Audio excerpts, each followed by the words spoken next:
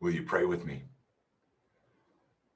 Gracious God, may the words of my mouth and the meditations of our hearts together be acceptable in your sight, O God, our strength and our Redeemer. Amen. Yes, you can have the last piece of chocolate cake. Yes, you can go outside and play with your friends.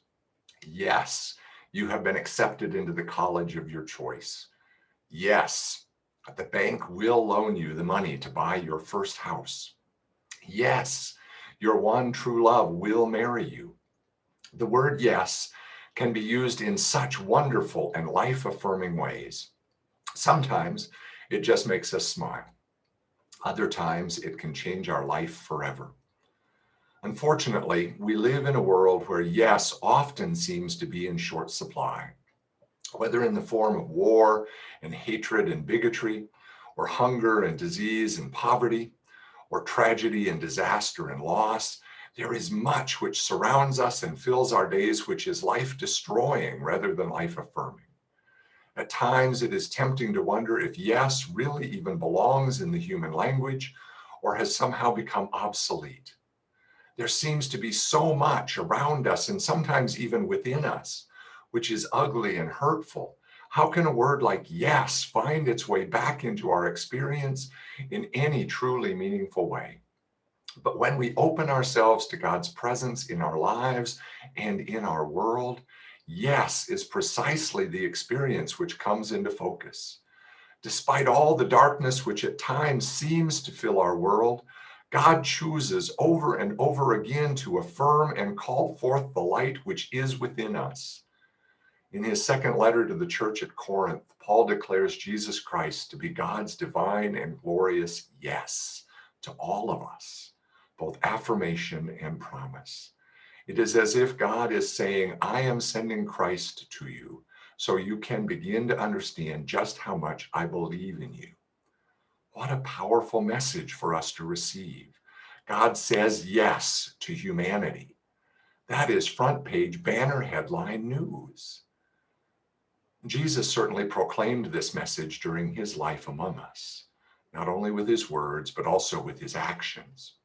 In the passage which we heard from Mark's gospel this morning, we find Jesus confronting the religious authorities of his day. At the heart of this confrontation was the tension between authority and power which is based in rules versus authority and power which is based in compassion. For the religious leaders, rules defined their lives.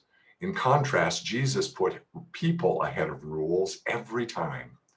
Such an attitude often placed him in conflict with those in positions of power. But it is one of the ways in which the message of God's yes is communicated to us. A paralyzed man was brought to Jesus by 4 very determined friends. Even the crowd which had surrounded Jesus could not keep them away. Not even physical barriers such as a roof would deter them. Their friend was in need and they believed that Jesus could help, so they did whatever was necessary to bring the two together. And when the man is finally presented to Jesus, the first thing Jesus does is announce that his sins have been forgiven.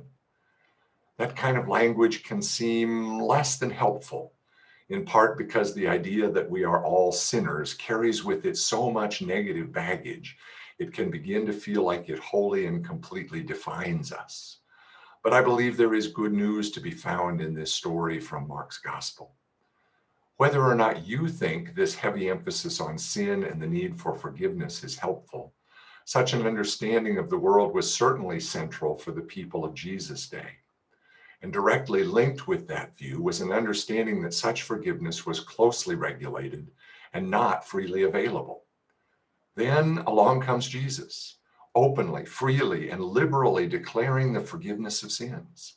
The religious authorities were disturbed because they thought Jesus was being presumptuous in offering forgiveness, when in reality what he was doing was simply announcing that which was already true. God's forgiveness, or love, or compassion, or whatever other yes word you might care to substitute, is freely offered to any and all who will receive it openly. It is interesting that the crime which they thought Jesus guilty of, offering that which only God can offer, was far less dangerous than what he was actually guilty of, throwing open the doors to an expansive new understanding of who God is and how God relates to us. By comparison, the mere healing of the man's physical paralysis was almost an afterthought. But whether Jesus was bringing wholeness to spirit, mind, or body, he was declaring that God's yes is more powerful than any no which could possibly confront us. So, what form does God's yes take in our lives today? What are the specific messages of no which God is countering with the divine yes of God's love and grace? Do you believe you are unworthy of love? God believes otherwise. Are you afraid to step out and risk experiencing some new opportunity? God is offering both courage and companionship. Is there some hidden shame from your past which is weighing you down and holding you back? God invites you to let go of old baggage and turn towards the light of God's future, which is waiting for you. Are there broken dreams or broken relationships which have left you wounded and paralyzed?